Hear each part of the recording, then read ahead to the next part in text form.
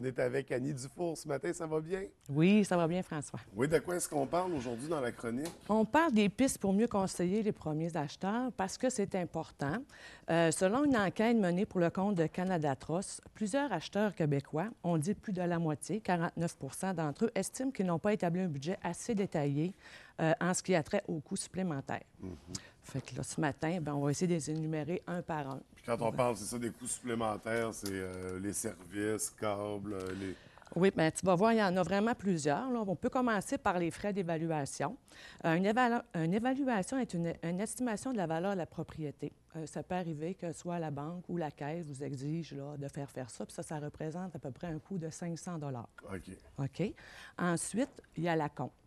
C'est plutôt rare dans les transactions ordinaires, mais si, par contre, on veut faire l'achat d'une maison neuve, bien, le contracteur, pour démontrer le sérieux, pourrait demander là, un acompte pour débuter les travaux. Ensuite, on a la mise de fonds. Ça, c'est bien important. Vous devrez verser une mise de fonds, montant initial à payer, pour obtenir un prêt hypothécaire en versant une mise de fonds de 20 Vous obtiendrez un prêt hypothécaire ordinaire. La mise de fonds doit être au minimum de 5 du prix d'achat pour bénéficier d'un taux d'intérêt concurrentiel. C'est vraiment le minimum, c'est 5 OK? Sinon, bien, on a la prime d'assurance. Pas sinon.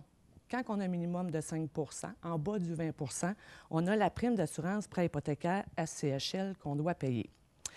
Ce qui veut dire que votre banque ou caisse d'épargne peut exiger que vous souscrivez à une assurance prêt hypothécaire. Vous avez le choix d'ajouter le montant de la prime à celui du prêt ou de payer en totalité au moment de la clôture de la transaction. Je vous explique.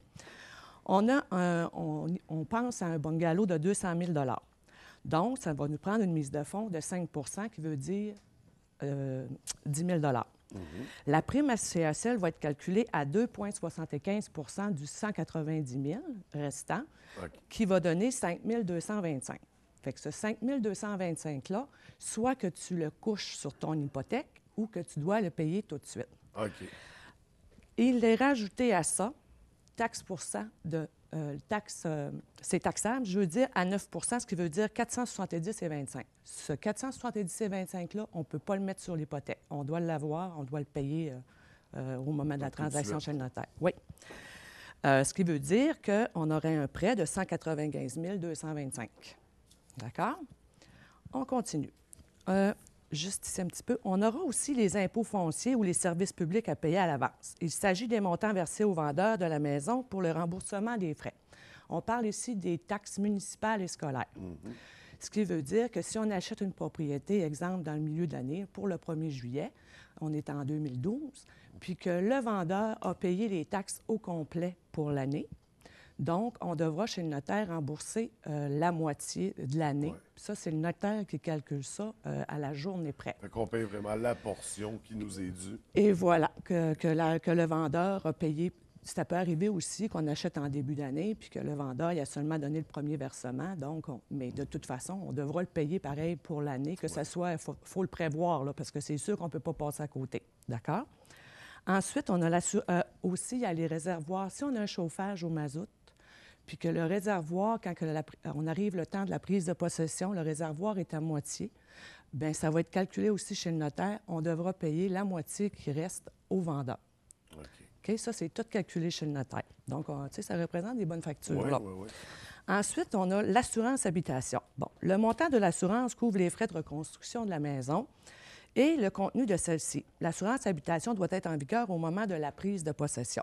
Ici, on parle d'un minimum de 400 jusqu'à, écoute, moi j'en ai vu 1000 puis 1100, dépendamment de la valeur de maison. C'est sûr qu'on peut le mettre sur 12 mois, mais on doit le calculer quand même dans nos frais mensuels. D'accord? OK. Ensuite, on tombe dans les frais juridiques. Ces frais qui s'élèvent au minimum de 1 000 ça, c'est pour payer le notaire pour la transaction. Ça, c'est toujours l'acheteur qui doit payer le notaire. OK, ça représente 1 000 Des fois, on réussit à négocier 900, mais 1 000, 1100, ça joue là-dedans. On arrondit à 1000. Et voilà. Ensuite, il y a les autres dépenses, comme tu parlais tout à l'heure. On a les appareils ménagers, les outils de jardinage. Je parlais de la tondeuse l'autre fois. On a le matériel de déneigement, l'habillage des fenêtres, le matériel de décoration, les outils, déménagement, rénovation et réparation et les branchements. On dit prévoir les imprévus. Selon les experts estiment qu'il serait sage de prévoir annuellement au moins 1 de la valeur totale de sa propriété pour en faire l'entretien. Ce qui veut dire que si on a encore un bungalow à 200 000 bien, ça nous donne 2 000 de frais qu'on devrait retenir à tous les mois, ce qui veut dire 165 par mois à rajouter. C'est pas tout le monde qui fait ça, mais idéalement, pour prévoir... se protéger. Et voilà. Ensuite, bien, vient finalement la fameuse taxe de bienvenue. D'accord? Alors, comment la calculer, le montant de votre taxe de bienvenue? Bien, il faut se baser sur la valeur la plus élevée entre l'évaluation municipale et le prix d'achat. Ce qui veut dire, si j'ai un bungalow encore de 200 000 puis que l'évaluation municipale est à 150 000 la taxe de bienvenue va être calculée sur le 200 000 Si, par contre, j'ai une propriété que je paye 125 000 mais que l'évaluation municipale est à 150 000 bien là, ça va être calculé sur l'évaluation municipale à 150 000 OK? Ensuite, mais la façon dont ça se compte, c'est par tranche. On a la première tranche de 0 à 50 000 qui est calculée à 0,5 de la somme qui se situe dans cette tranche. Ensuite, on a la tranche du 50 000 à 250 000, 1 de la somme qui se situe dans cette tranche. Puis la dernière tranche est le 250 000 et plus, on le calcule à 1,5 Puis ensuite de ça, bien, vous additionnez ces sommes, puis le total ainsi obtenu correspond au montant de votre taxe de bienvenue. Si je reprends mon exemple du bungalow à 200 000 on calcule une première tranche. Le premier 50 000 va être calculé à 0,5 ce qui va donner 250 d'accord?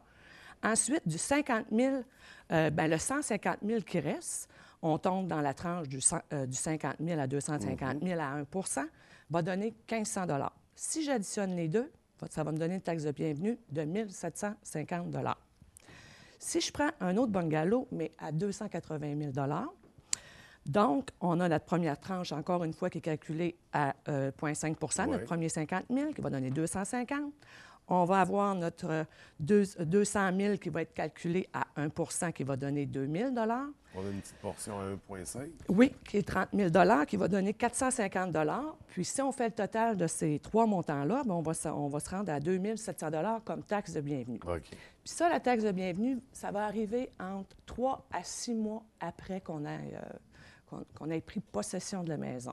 Fait qu'il faut encore la calculer. C'est toute l'année qui suit l'achat qu'il faut prévoir des dépenses. Il faut prévoir tout ça. Puis si on récapitule, là, pour te donner un exemple, bon, OK, on avait un montant prévu de 200 000 notre achat. On donne notre mise de fonds de 10 000 Ensuite, on calcule notre prime HCHL de 5 225 Ça va nous faire un emprunt de 195 225 OK. Ensuite, on va calculer notre expert en bâtiment qui va être 500 notre évaluation qu'on a, de faire, pas évaluer, mais notre inspection en bâtiment. Qu'on peut faire l'inspection plus approfondie avec avec, j'ai oublié le terme. Les caméras thermiques. Oui, oui. OK.